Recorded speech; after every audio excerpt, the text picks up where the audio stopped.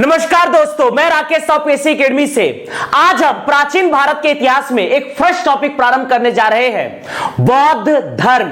बौद्ध धर्म के अंतर्गत हम डिस्कस करेंगे महात्मा गौतम बुद्ध का जीवन परिचय तथा बौद्ध दर्शन। ध्यान दीजिएगा, आज हम डिस्कस करने जा रहे हैं प्राचीन भारत के इतिहास में एक फ्रेश टॉपिक, बौद्ध धर्म। बौद्ध धर्म के अंतर्गत हम डिस्कस करेंगे महात्मा गौतम बुद्ध का जीवन परिचय। महात्मा गौतम बुद्ध का जीवन परिचय तथा इसके बाद डिस्कस करेंगे बौद्ध दर्शन। ध्यान दीजिएगा, आज हम डिस्कस करने जा रहे हैं बौद्ध धर्म के अंतर्गत महात्मा गौतम बुद्ध का जीवन परिचय। ध्यान दीजिएगा, यह है हमारा देश भारत।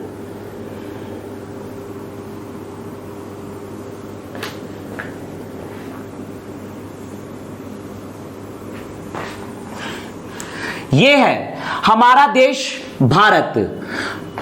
यह आपका पकड़ना है पाकिस्तान ऑक्यूपाइड कश्मीर, आजाद कश्मीर, जम्मू कश्मीर, लद्दाख, अक्साई चीन, पंजाब, हरियाणा, हिमाचल प्रदेश। यह आपका पकड़ना है मध्य प्रदेश, राजस्थान, गुजरात, उत्तर प्रदेश, छत्तीसगढ़,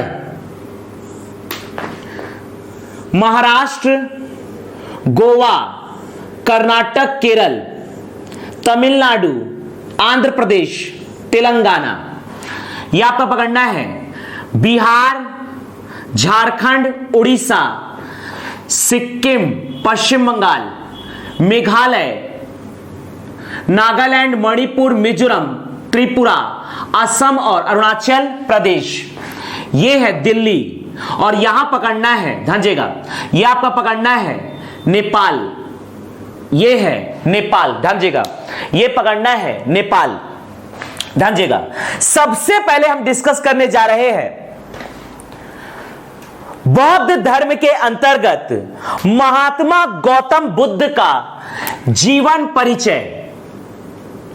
सबसे पहले हम महात्मा गौतम बुद्ध को डिस्कस करने जा रहे हैं।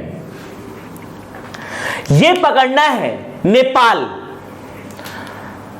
नेपाल में कपिलवस्तु राज्य की राजधानी थी लुम्बिनी।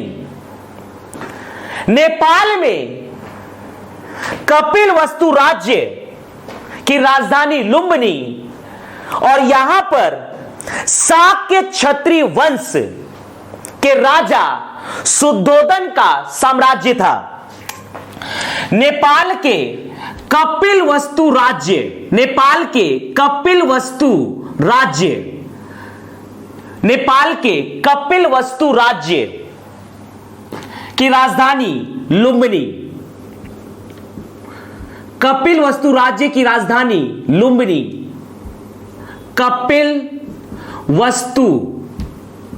कपिलवस्तु राज्य की राजधानी लुम्बिनी और यहां के शासक थे शुद्धोदन।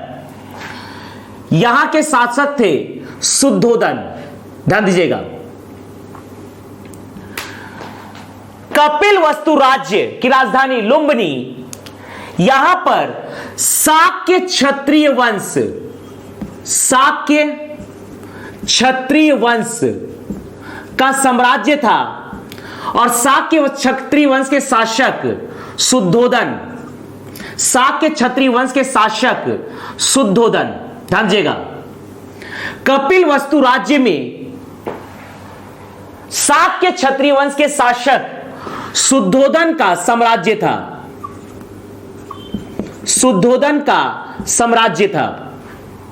शुद्धोदन का विवाह होता है कोली वंश की राजकुमारी महामाया, महामाया या माया देवी के साथ। इनके दो नाम हैं, महामाया या माया देवी। कपिलवस्तु राज्य के शासक शुद्धोदन का विवाह होता है कोलीय वंश की राजकुमारी महामाया या माया देवी के साथ। कोलीय वंश की राजकुमारी महामाया या माया देवी के साथ। कपिलवस्तु राज्य में शाक्य क्षत्रिय वंश के शासक शुद्धोदन का साम्राज्य था। शाक्य क्षत्रिय वंश के शासक शुद्धोदन का विवाह होता है कोलीय वंश की राजकुमारी महामाया या माया देवी के साथ। और कालांतर में 563 ईसा पूर्व को 563 ईसा पूर्व को वैशाख पूर्णिमा के दिन महामाया तथा शुद्धोदन से एक पुत्र रत्न की प्राप्ति होती है, सिद्धार्थ।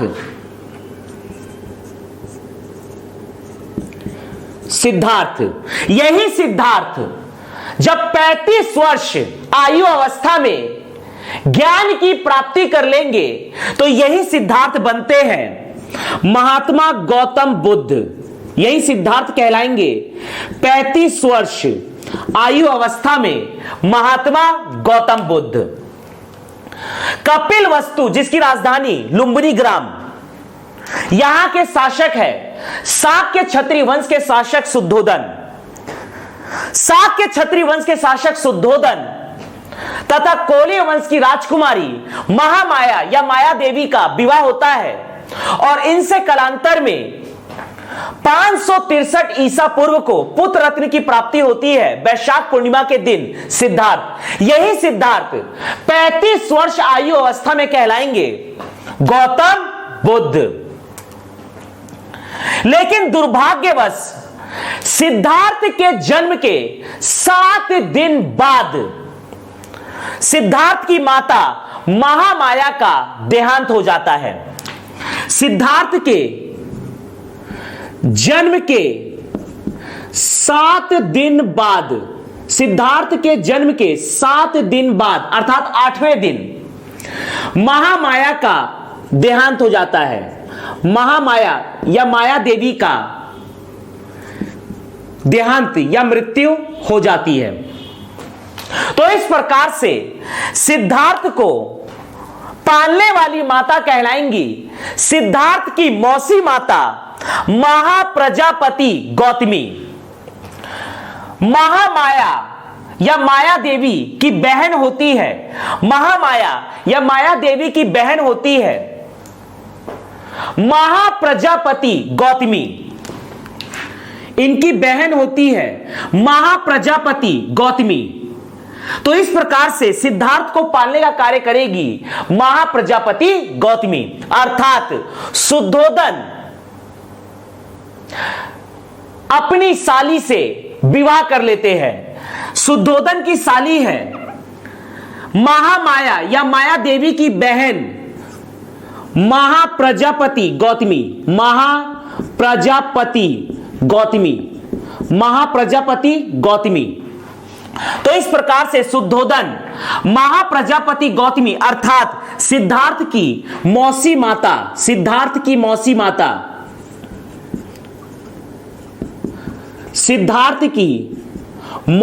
माता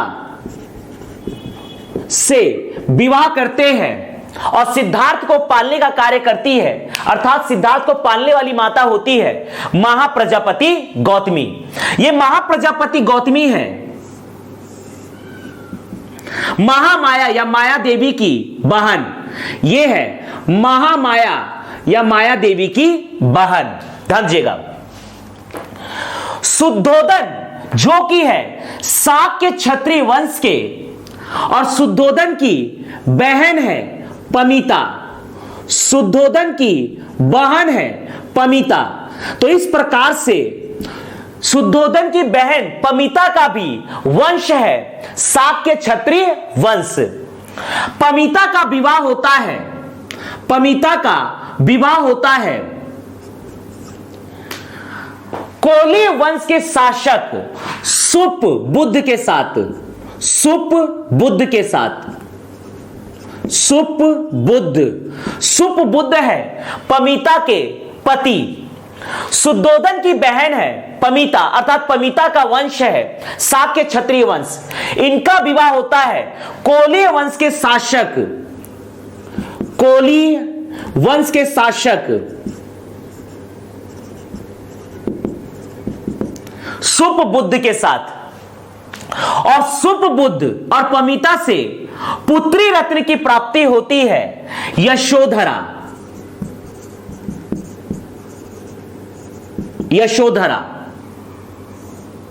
ध्यान दीजिएगा, सुपबुद्ध और तथा पमीता से पुत्री रत्न की प्राप्ति होती है यशोधरा। तो इस प्रकार से यशोधरा का वंश कहलाएगा कोलीय वंश। सुपबुद्ध का वंश है कोलीय वंश, अर्थात यशोधरा का भी वंश अपने पिता के अनुसार कहलाएगा कोलीय वंश। पमीता जो की है शुद्धोधन की बहन, अर्थात इसका वंश है शाक्य क्षत्रिय वंश। महामाया की मृत्यु होती है सिद्धार्थ के जन्म के 7 दिन बाद, अर्थात सिद्धार्थ को पालने का कार्य करती है इनकी मौसी माता महाप्रजापति गौतमी, जो कि शुद्धोधन के साथ विवाह करती है। शुद्धोधन तथा महाप्रजापति गौतमी से 2 बच्चों की प्राप्ति होती है। इनसे 2 बच्चों की प्राप्ति होती है, एक लड़का और एक लड़की। लड़का है नंदी तथा पुत्री है नंदा। ध्यान दीजिएगा, शुद्धोधन तथा महाप्रजापति गौतमी से 2 बच्चों की प्राप्ति होती है। पुत्र है नंदी तथा पुत्री है नंदा। कालांतर में जब सिद्धार्थ 16 वर्ष आयु अवस्था के होते हैं तो सिद्धार्थ का विवाह किया जाता है यशोधरा के साथ। हालांकि रिश्ते में यशोधरा सिद्धार्थ की बहन होती है, लेकिन 16 वर्ष आयु अवस्था के जब सिद्धार्थ होते हैं तो सिद्धार्थ का विवाह किया जाता है कोलीय वंश की राजकुमारी यशोधरा के साथ, क्योंकि यशोधरा के पिता है सुपबुद्ध का वंश है कोलीय वंश। इस प्रकार से यशोधरा का वंश भी है कोलीय वंश। तो सिद्धार्थ जो कि है शाक्य क्षत्रिय वंश के शासक सिद्धार्थ और कोलीय वंश की राजकुमारी यशोधरा का विवाह होता है जब सिद्धार्थ होते हैं 16 वर्ष आयु अवस्था के। जब सिद्धार्थ की आयु होती है 16 वर्ष तो सिद्धार्थ का विवाह किया जाता है यशोधरा के साथ। और जब सिद्धार्थ 29 वर्ष आयु अवस्था के होते हैं तो सिद्धार्थ तथा यशोधरा से पुत्र रत्न की प्राप्ति होती है राहुल। पुत्र रत्न की प्राप्ति होती राहुल। पुत्र की प्राप्ति होती है राहुल। ध्यान दीजिएगा, जब सिद्धार्थ 16 वर्ष आयु अवस्था के होते हैं तो सिद्धार्थ का विवाह किया जाता है कोलीय वंश की राजकुमारी यशोधरा के साथ। और जब सिद्धार्थ 29 वर्ष आयु अवस्था के होते हैं तो सिद्धार्थ तथा यशोधरा से पुत्र रत्न की प्राप्ति होती है राहुल। यही सिद्धार्थ ज्ञान प्राप्ति के बाद 35 वर्ष आयु अवस्था में कहलाएंगे गौतम बुद्ध। गौतम बुद्ध के चचेरे भाई है देवदत्त। शुद्धोधन के एक भतीजे हैं देवदत्त। शुद्धोधन का भतीजा है देवदत्त। शुद्धोधन का भतीजा है देवदत्त। देवदत्त को भी महात्मा गौतम बुद्ध बौद्ध धर्म में दीक्षित करते हैं। देवदत्त महात्मा गौतम बुद्ध के जीवित रहते हुए संघ का प्रधान बनना चाहता है, संघ का मुखिया बनना चाहता है। अर्थात गौतम बुद्ध का चचेरा भाई देवदत्त गौतम बुद्ध का प्रथम विद्रोही कहलाता है, क्योंकि यह गौतम बुद्ध को संघ के प्रधान पद से हटाकर स्वयं ही संघ का प्रधान बनना चाहता है। देवदत्त जो कि है गौतम बुद्ध का चचेरा भाई, और यह कहलाता है गौतम बुद्ध का प्रथम विद्रोही। गौतम बुद्ध का प्रथम विद्रोही, गौतम बुद्ध का प्रथम विद्रोही यह है गौतम बुद्ध का चचेरा भाई देवदत्त। नेपाल के कपिलवस्तु राज्य की राजधानी है लुम्बिनी। कपिलवस्तु राज्य के शासक है शुद्धोदन। कपिलवस्तु राज्य के शासक शुद्धोदन का विवाह होता है कोली वंश की राजकुमारी महामाया या माया देवी के साथ। शाक्य क्षत्रिय वंश के शासक शुद्धोदन का विवाह होता है कोली वंश की राजकुमारी महामाया या माया देवी के साथ। कालांतर में 563 ईसा पूर्व को वैशाख पूर्णिमा के दिन शुद्धोदन तथा महामाया से पुत्र रत्न की प्राप्ति होती है सिद्धार्थ। लेकिन दुर्भाग्यवश सिद्धार्थ के जन्म के 7 दिन बाद माता महामाया का देहांत हो जाता है। इस प्रकार से सिद्धार्थ को पालने का कार्य करती है इनकी मौसी माता महाप्रजापति गौतमी। शुद्धोदन तथा महाप्रजापति गौतमी से 2 बच्चों की प्राप्ति होती है, पुत्र नंदी तथा पुत्री नंदा। शुद्धोदन का भतीजा है देवदत्त और यह बनता है महात्मा गौतम बुद्ध का प्रथम विद्रोही। शुद्धोदन की बहन है पमिता। पमिता जो कि कहलाएंगी शाक्य क्षत्रिय वंश की। इनका विवाह होता है कोली वंश के शासक सुपबुद्ध के साथ। सुपबुद्ध और पमिता से पुत्री रत्न की प्राप्ति होती है यशोधरा। यशोधरा का विवाह होता है सिद्धार्थ के साथ। सिद्धार्थ जब 16 वर्ष आयु अवस्था के होते हैं तो इनका विवाह होता है। अब हम महात्मा गौतम बुद्ध के जीवन की प्रमुख घटनाओं को महात्मा गौतम बुद्ध के जन्म से लेकर मृत्यु तक विस्तृत रूप में डिस्कस करने जा रहे हैं। ध्यान।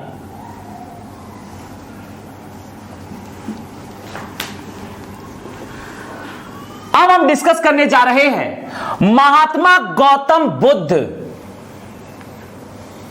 के जन्म से लेकर मृत्यु तक की घटनाओं का विस्तृत वर्णन। सबसे पहले हम डिस्कस करने जा रहे हैं यह आपका है नेपाल का कपिलवस्तु राज्य जिसकी राजधानी है लुम्बिनी। लुम्बिनी में ही जन्म होता है महात्मा गौतम बुद्ध का।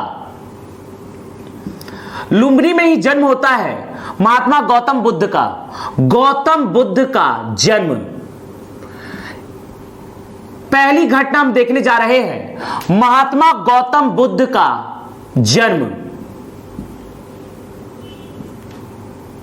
महात्मा गौतम बुद्ध का जन्म हुआ है नेपाल के लुम्बिनी ग्राम कपिलवस्तु राज्य में।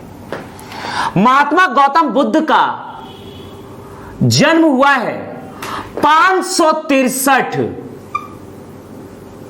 ईसा पूर्व को और यह दिन था वैशाख पूर्णिमा। वैशाख पूर्णिमा। जन्म स्थल है लुम्बिनी ग्राम कपिलवस्तु राज्य नेपाल। 563 ईसा पूर्व को वैशाख पूर्णिमा के दिन महात्मा गौतम बुद्ध का जन्म हुआ। इस बात की जानकारी हमें प्राप्त होती है नेपाल में ही लुम्बिनी ग्राम के पास स्थित है रूमिन देई। रूमिन देई। रूमिन देई। रूमिन देई में स्थित है मौर्य वंश के शासक महान सम्राट अशोक का स्तंभ अभिलेख नेपाल के रूमिनदेई से प्राप्त हुआ है। महान सम्राट अशोक, मौर्य वंश के शासक महान सम्राट अशोक का रूमिनदेई स्तंभ लेख रूमिनदेई से प्राप्त हुआ है। महान सम्राट अशोक का रूमिनदेई स्तंभ अभिलेख मौर्य वंश के शासक अशोक का, मौर्य वंश के शासक अशोक, मौर्य वंश के शासक अशोक का रूमिनदेई स्तंभ अभिलेख प्राप्त हुआ है। रूमिनदेई स्तंभ अभिलेख प्राप्त हुआ है। मौर्य वंश के शासक अशोक के रूमिनदेई स्तंभ अभिलेख में वर्णित है कि लुम्बिनी ग्राम कपिलवस्तु महात्मा गौतम बुद्ध का जन्म स्थान है। रूमिनदेई स्तंभ अभिलेख में वर्णन किया गया है, अर्थात लिखा गया है कि महात्मा गौतम बुद्ध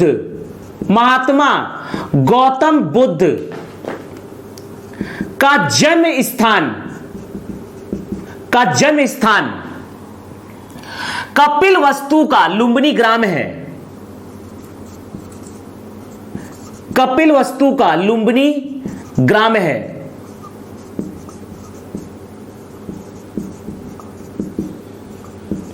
अर्थात महात्मा गौतम बुद्ध के जन्म स्थान की जानकारी हमें महान सम्राट अशोक के रूमिनदेई स्तंभ अभिलेख से प्राप्त होता है। अर्थात जन्म के जानकारी का स्रोत, जन्म स्थान के जानकारी का स्रोत, जन्म स्थान के जानकारी का स्रोत है महान सम्राट अशोक के रूमिनदेई स्तंभ अभिलेख।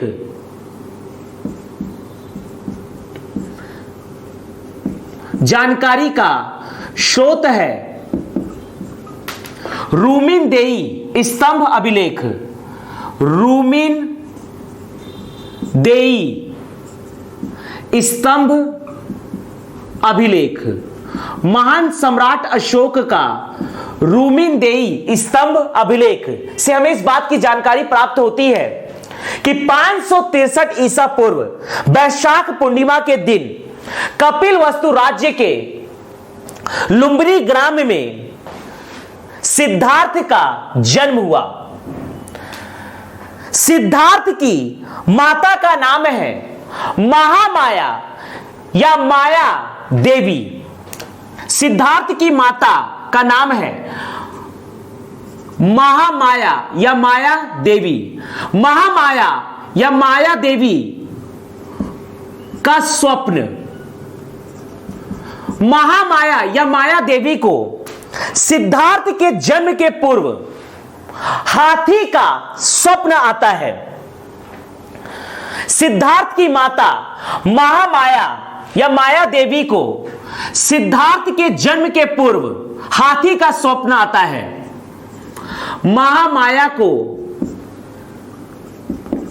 सिद्धार्थ के जन्म के पूर्व, सिद्धार्थ के जन्म के पूर्व हाथी का स्वप्न आता है। हाथी का स्वप्न आता है, अर्थात जन्म का प्रतीक है हाथी। सिद्धार्थ की माता महामाया या माया देवी 563 ईसा पूर्व वैशाख पूर्णिमा के दिन अपने मायके अर्थात सिद्धार्थ के ननिहाल जाती है। लुम्बिनी से 57 किलोमीटर, लुम्बिनी से 57 किलोमीटर उत्तर की तरफ महामाया का मायके है देवदेह।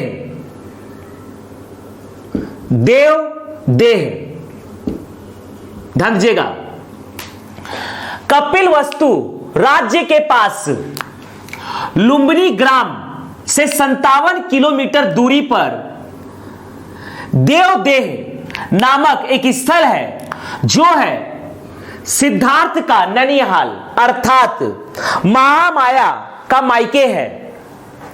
वैशाख पूर्णिमा 563 ईसा पूर्व को सिद्धार्थ की माता महामाया लुम्बिनी से देवदेह की ओर प्रस्थान करती है। लेकिन जैसे ही वो लुम्बिनी से देवदेह की ओर निकलती है, उन्हें प्रसव पीड़ा होना प्रारंभ हो जाता है। रथ को रोका जाता है और एक पीपल वृक्ष के नीचे माता महामाया लुम्बिनी में ही सिद्धार्थ को जन्म देती है। अर्थात महामाया 563 ईसा पूर्व वैशाख पूर्णिमा के दिन अपने मायके देवदेह की ओर प्रस्थान करती है। लेकिन रास्ते में ही महामाया को प्रसव पीड़ा होना प्रारंभ हो जाता है। रथ को रोका जाता है और एक पीपल वृक्ष के नीचे सिद्धार्थ का जन्म होता है।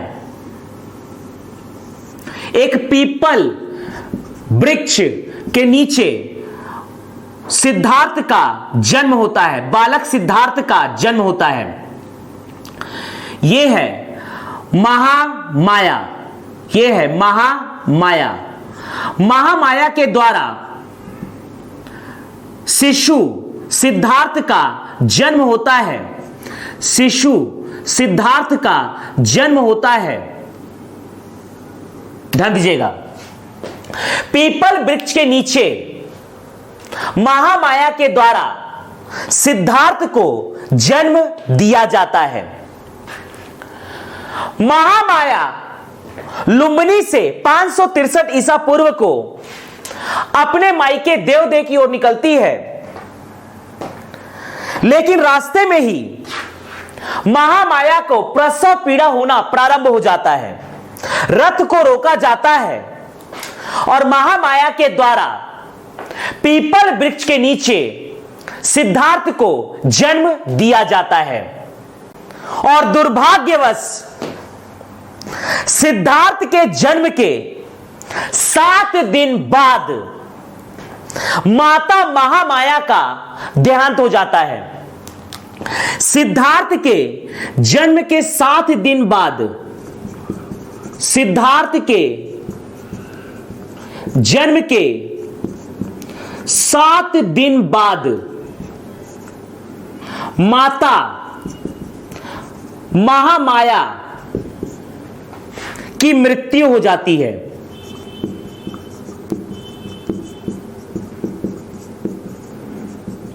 इस प्रकार से सिद्धार्थ का पालन करने वाली माता होती है सिद्धार्थ की मौसी माता महाप्रजापति गौतमी। आगे दूसरी घटना हम डिस्कस करने जा रहे हैं। 563 ईसा पूर्व वैशाख पूर्णिमा के दिन सिद्धार्थ का जन्म होता है और सिद्धार्थ के जन्म के 5वें दिन सिद्धार्थ के नामकरण का समारोह रखा जाता है पिता शुद्धोदन के द्वारा।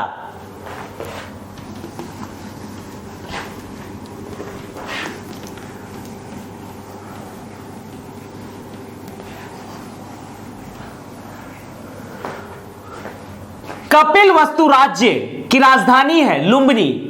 यहां के शासक है शाक्य क्षत्रिय वंश के शासक, शाक्य क्षत्रिय वंश के शासक शुद्धोदन।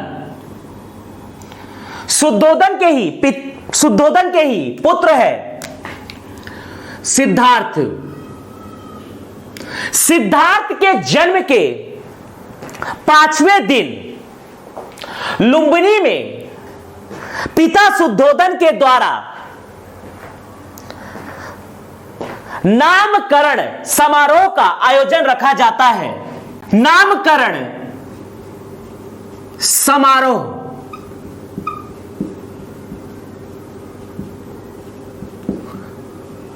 सिद्धार्थ के जन्म के 5वें दिन शाक्य क्षत्रिय वंश के शासक शुद्धोदन के द्वारा सिद्धार्थ के नामकरण हेतु नामकरण समारोह का आयोजन किया जाता है। अर्थात समारोह का दिन है सिद्धार्थ के जन्म के 5वें दिन। सिद्धार्थ के जन्म के 5वें दिन पिता शुद्धोदन के द्वारा सिद्धार्थ के नामकरण तथा सिद्धार्थ के भविष्यवाणी हेतु नामकरण समारोह का आयोजन किया जाता है और इसके लिए शुद्धोदन के द्वारा संपूर्ण भारतवर्ष से 8 महर्षियों को आमंत्रित किया जाता है। अर्थात यहां पर आमंत्रण भेजा जाता है 8 महर्षियों को, 8 महर्षियों को।